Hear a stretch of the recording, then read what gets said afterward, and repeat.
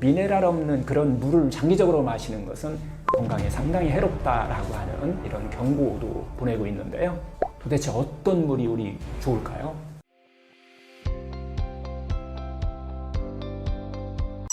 정수기 물은 미네랄 없다는데 어떤 물을 마셔야 좋을까요? 정수기 물 요즘 많이 먹잖아요. 이건 정말 요즘 시대에 정말 꼭 짚고 넘어가야 할 이 질문인 것 같아요. 물을 많이 마시는 것이 건강에 좋다는 것은 이제 다 알고 있잖아요. 그런데 어떤 물을 마셔야 하느냐, 이건 완전히 또 다른 이야기입니다. 물은 곧 생명이다라고 제가 계속 반복해서 이야기 드리는데요. 이건 물 속에는 생명력의 어떤 원천, 미네랄이 넘친다는 뜻입니다. 우리 몸에서 물이 하는 역할은 단순한 H2O가 아닙니다. 요즘 대부분 집집마다 그래서 정수기 하나쯤은 다 갖고 있죠. 특히 고급 정수기로 불리는 이 RO 방식이라고 하는 역삼투압 정수기가 상당히 유행이고 또 그런 것들을 더 좋아하시는 분이 있는데요. 여기에는 중요한 문제 하나가 있습니다. 역삼투압 방식은 세균, 바이러스, 중금속 같은 불순물뿐만 아니라 우리 몸에 꼭 필요한 칼슘, 마그네슘, 칼륨, 아연 같은 미세한 미네랄까지 모두 제거해버린다는 거예요. 그래서 우리는 깨끗한 물을 마시는 게 아니라 생명이 빠진 텅 빈 물을 마시고 있다는 거예요. 만약 우리가 미네랄이 제거된 물을 계속해서 이렇게 마시게 되면 우리 몸은 어떻게 될까요? 오히려 막 갈증이 더 심해지기도 하고요. 몸속에 있는 전해질이라는 거 있잖아요. 그 균형이 무너질 수 있다는 거예요. 그리고 세포로 흡수가 잘 안 됩니다. 물이 세포로 들어가지 않고 그냥 소변으로 빠져나가요. 신장에 부담만 주는 거죠. 심지어 오히려 내 몸속에 있는 미네랄까지도 같이 희석되는 경우도 있어요. 물이 비어 있으니까 내 몸 안에 있는 미네랄까지 끌고 나가버린다는 뜻입니다. 그래서 물을 먹어도 갈증이 잘 해소가 안 되는 거예요. 실제로 WHO라고 그러죠. 세계보건기구에서도 미네랄 없는 그런 물을 장기적으로 마시는 것은 건강에 상당히 해롭다라고 하는 이런 경고도 보내고 있는데요. 이 물이라고 하는 것은 어떻게 보면 우리 몸에서 전해질 균형, 세포의 대사, 산소 운반, 호르몬 작용까지 다양하게 하는 그런 일들을 하고 있는 거죠. 그리고 그 중심엔 바로 이 물속에 들어있는 미네랄이 있습니다. 이 칼륨이라고 하는 것은 세포 내 수분을 유지해주는 역할을 하고 있고요. 칼슘은 신경전달 물질에 쓰여요. 그래서 혈관의 어떤 수축작용이라든가 이런 것들 작용을 하고 있고요. 마그네슘은 에너지를 생성하는데, 근육을 이완시키는데, 그래서 우리가 눈떨림이 오면 마그네슘 부족 이런 얘기를 하잖아요. 그리고 또 아연, 실리카, 그 다음에 셀레늄 같은 거 이런 작용들은 또 해독작용이나 항산화 작용을 하는 이런 물질로 작용을 하죠. 그런데 이런 미네랄이 빠진 물만 계속 우리가 마시게 된다라고 하면은 그래서 우리 몸은 점점 피로해지고 물은 먹었는데 계속 피로해지고 면역력도 떨어지게 되고 해독도 원활하게 일어나지 않는 이런 원인이 되죠. 그래서 우리가 깨끗하지만 생명이 없는 텅 빈 물은 오히려 몸을 지치게 한다라고 하는 겁니다. 그럼 도대체 어떤 물이 우리 좋을까요? 자연치유 관점에서 세 가지 기준을 우리가 갖고 있어요. 첫 번째는 깨끗한가입니다. 중요합니다. 오염되지 않은 깨끗한 물. 두 번째는 살아있는가입니다. 그리고 또 세 번째는 미네랄의 다양성이 있는가예요. 하나의 미네랄이 많은 게 아니라 다양한 미네랄을 함유하고 있는지. 그래서 이제 추천하는 물은요. 첫째가 지하 100m 이상 자연 안반수. 그리고 또 약수라고 불리는 우리가 자형센수. 천연 미네랄이 이렇게 살아있고요. 물맛이 상당히 좀 부드럽습니다.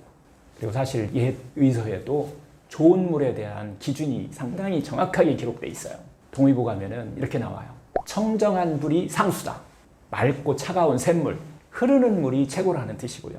또 용수, 용천수는 생명을 기른다라고 기록되어 있는데요. 땅속에서 솟아오르는 안반수, 자연 지하수를 좀 이상적인 물로 본 거예요. 또 죽은 물은 먹지 말라라고 하는 기록도 있는데요. 오래 고인 물, 끓였다가 식힌 물, 생명력 없는 물은 피하라는 뜻입니다. 예나 지금이나 자연 지하수라고 그럴까요?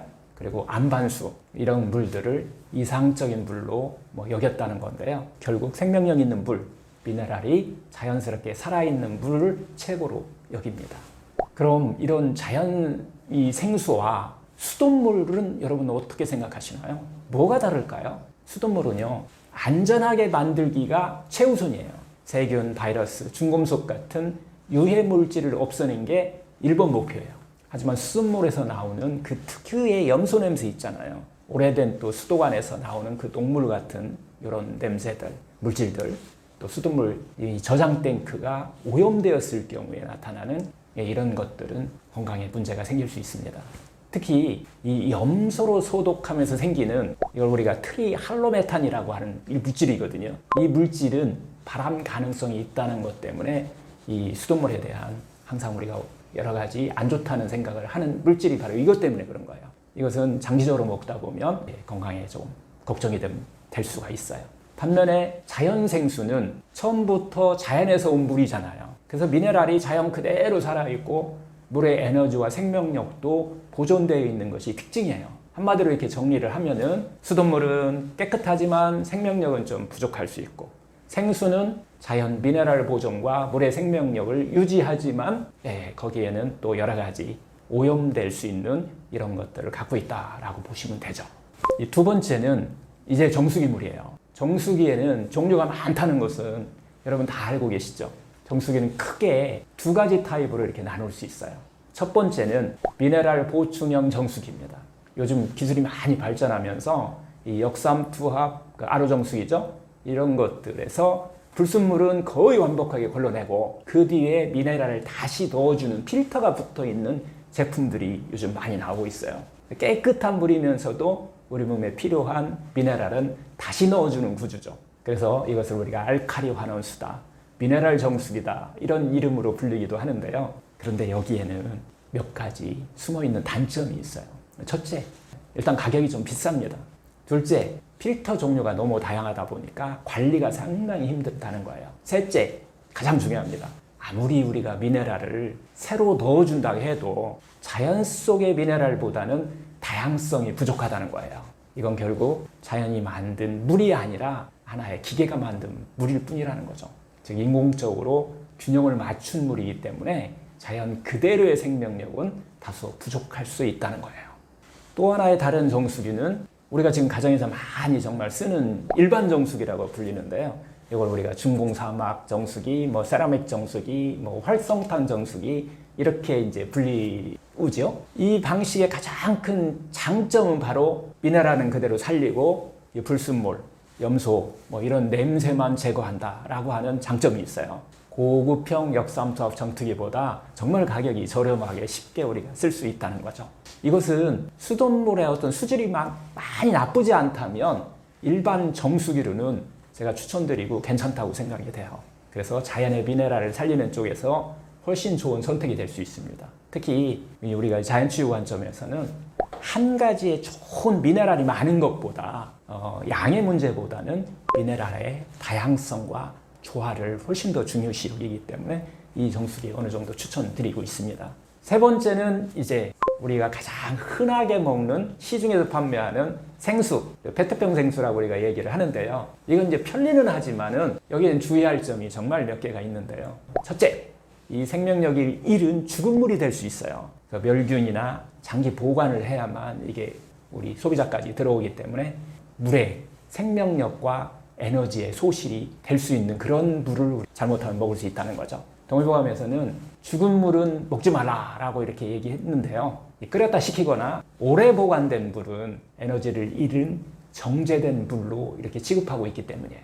둘째는 용기의 환경 호르몬 문제인데요. 이 용기가 고온이라든가 햇빛에 오랫동안 노출 시에 비스페놀 A 같은 환경 호르몬이 녹아나올 수 있는 위험이 있다는 겁니다. 여러분들 자동차에 실어둔 이 생수들 많이 이렇게 오랫동안 갖고 다니잖아요. 이런 오래된 병에서는 주의가 필요합니다. 셋째는 유통, 또 보관 중 품질 저하의 문제를 일으킬 수 있는데요. 이런 페트병 생수는 생산 후에 몇 달 이렇게 지나서 우리가 유통이 되기도 하고 또 보관 중에 온도나 햇빛에 노출될 수 있다고 했는데요. 물은 시간이 지나면서 이것도 산화됩니다. 그래서 물의 에너지와 그 맛, 이 품질이 저하될 수 있다는 거죠. 실제로 막 채운 그 안반수와 시중에서 이 산 생수의 맛은 여러분들 다 다르잖아요. 이게 이런 원인 때문에 그래요. 정리를 한번 해보면 자연치유 관점에서 더 좋은 물을 선택하는 팁이 있다. 가능한 자연 안반수, 혹은 약수터 물을 직접 받아서 한번 마시는 거. 그 다음에 일반 정수기, 좀 저렴한 정수기지만 거기에 깨끗한 수돗물이 조합돼야 됩니다. 일반 정수기의 문제는 수도관에 오염됐든가 저장하는 곳에 오염됐든가 했을 때는 이 일반 정수기에서는 필터 기능이 완전하지가 못할 수 있기 때문에 깨끗한 수돗물인 경우는 일반 정수기도 추천드립니다. 그리고 또 보관은 유리병에 좀 보관하시고 그날 마시는 이 신선한 물 우선으로 선택하는 것이 좋습니다. 시중에 판매하는 생수인 경우는 자동차에 또 고온에 오랫동안 보관하는 것을 좀 피하시고요. 직사광선을 좀 차단할 수 있도록 장기 보관하는 것은 좀 주의를 요합니다. 내가 마시는 물이 텅 비고 깨끗하기만 한 것인지 아니면 생명과 에너지가 깃든 물인지 꼭 한번 점검해 보시길 바라고요. 하여튼 물은 단순히 깨끗한 액체가 아닙니다. 물은 우리 몸의 해독의 시작이고 또 물은 면역의 기초가 되고요. 또 생명의 어떤 흐름입니다. 좋은 물을 마시는 이 습관, 그 안에 담긴 어떤 미네랄, 생명 에너지가 우리 몸을 조금씩 다시 되살아나게 만드는 원천이 될 수 있다는 거예요. 그래서 꼭 기억하셔야 돼요. 깨끗한 물만 찾지 말고 생명이 담긴 물을 마셔야 된다라고 하는 것이죠. 오늘 하루도 한번 한 컵에 물부터 바꿔보는 것, 이것이 자연치유의 시작입니다.